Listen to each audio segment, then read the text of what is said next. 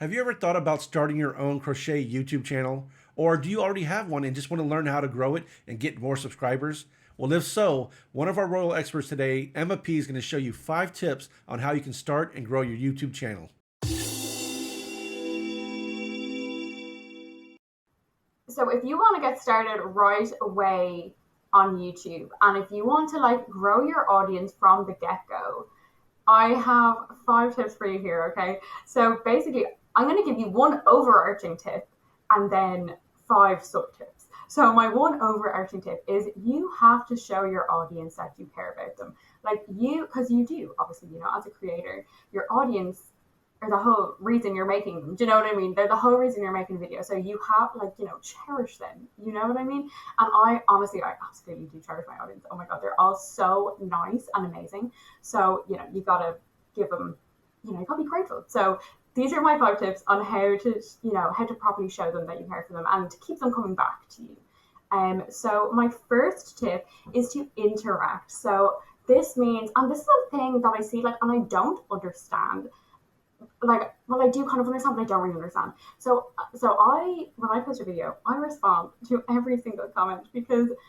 comments fill me with complete joy. I get fireworks when I see a comment. I'm like, this is amazing. So I reply to every single comment, and I would recommend you do the same because say you're watching a video and a YouTuber someone you really like on YouTube and they're talking to you. I would love that for the people I watch. So I'm I'm gonna give that to my viewers. So reply to every comment. I would say take recommendations on board, write a big list. I have a big list of things that they recommended me to do because that's direct input from your audience because that's what they want to see. I would say answer questions because that's very important with crochet, especially because there's only so much you can show in a tutorial. Sometimes it can be a little bit confusing for the viewers. So if there is a question, do your best to answer it to the best of your ability. Now, if not, if you can't answer it in the comments, if it's a bit long-winded, I would say this is what I do. I get them to DM me on Instagram and they can send me a video of what the problem is. And we have solved many problems doing this. So so interact with your audience, super, super important. Number 2, find a gap in the market. So again, I was watching YouTube, I was watching crochet tutorials, I saw where there was stuff missing. I said, right, I'm going to make a tutorial for the people who want to see this content. So, because when I was making my sweater, because the sweater tutorial was kind of the first one that blew up a little bit, there was no sweater vest tutorial on YouTube at that time. There was for babies and there was for older men, but there was none for the gals or, the young people who were Pinteresty vibes. No, there was none of that. So I said, right, I'll make one of them. So that's what I'd recommend. Find your gap in the market, and your video will probably get a good few views. Hopefully, fingers crossed. Third one, quality content. Now, this doesn't mean camera quality. While that would be great, you can obviously film on your phone if you need to. There is no issues with that. As long as your quality of crochet is good. If you know what you're talking about, if you have the solid information, you have the measurements, you've got the the chains and the inches and everything. That's where you want the quality to be. You want the information to be sound, you want everything to be running smoothly. And if you're clear in your instructions and in your measurements and stuff, you'll be flying, you'll be grand, because that's what people want. People want clarity. So quality content and information, that is number 3. Number 4, I'm saying to repost recreations.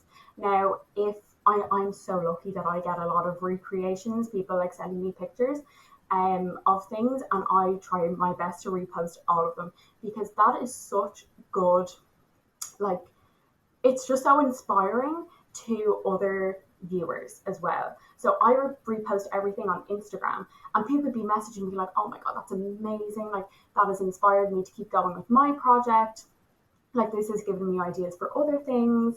You know what I mean? That kind of way. I just think it's great for everyone. It shows that, it shows my viewers that I'm looking, I'm, amazed, I'm impressed by everything they're doing. And it shows other viewers that oh my God, wow, look at this amazing thing. Maybe I should give it a go as well. So that's what I would say there. And to also thank viewers for like even trying out my pattern. That's amazing. So that is number 4. So repost recreations. And also number 5 is to just be consistent. So if you're like posting on a Tuesday, post every week on a Tuesday. Post like every like or say obviously maybe you can't do every week. Say like you post every 2 weeks on a Wednesday. You know what I mean? So now I'm a bad example because I didn't post this week because I have a lot of deadlines for college. But every other week I have posted every week. So I would say consistency is key because your audience are expecting you every week. You know what I mean? They're expecting to see you, and you gotta give them some content. You gotta give them some videos because that's what they're there for. And also, keep people coming back. Wow, thank you so much, Emma. Those are wonderful tips. Now I'm gonna go ahead and recap them. The first one is tip number 1 is to interact. The second tip is to find a gap in the market. The third one is to create quality content.